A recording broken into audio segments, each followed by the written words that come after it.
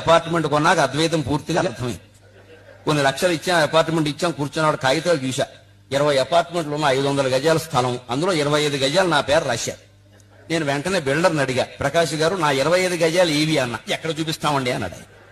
అందులో 20 అపార్ట్మెంట్లు కట్టాక నా 25 గజాలు నాకు ఇవ్వండి, డబ్బు తీసుకున్నారు కదా మీరు అన్నాను.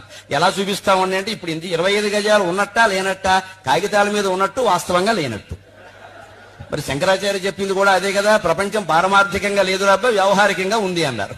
ఇంకా అర్థం కావాలంటే అపార్ట్మెంట్ మధ్యలో కూర్చున్న కుర్చీ వేసుకుని ఇచ్చాం కదా, 25 లక్షలు కూర్చోవాలి కదా. కూర్చున్నాక చూసా ఈ అపార్ట్మెంట్ నాదేనా. కాకపోతే గరికపాటి నరసింహారావు సన్న సూర్యనారాయణ రిజిస్ట్రేషన్ జరిగింది కదా, డబ్బులు ఇచ్చాం కదా. కానీ నాది కాదని అర్థమైంది. ఈ గోడ చూసా, ఆ గోడ నాది కాదు. అక్కడ పక్కన సరిపడికల పాపయ్యని ఇంకోడు ఉన్నాడు, గోడ కామన్. ఏమన్నా మీకు కొడితే వాడు వస్తాడు, చప్పుడు అవుతుంది.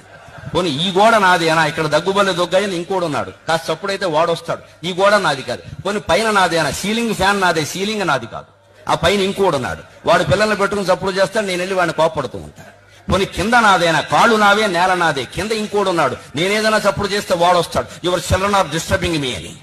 ఎంత ఆశ్చర్యం అండి. 30 లక్షలు ఇచ్చామా, ఈ గోడ నాది కాదు, ఆ గోడ నాది కాదు, పైన నాది కాదు, కింద నాది కాదు, మధ్యలో ఉన్న శూన్యానికి 30 లక్షలు ఇచ్చి ఇది నాది అనుకుంటున్నావే.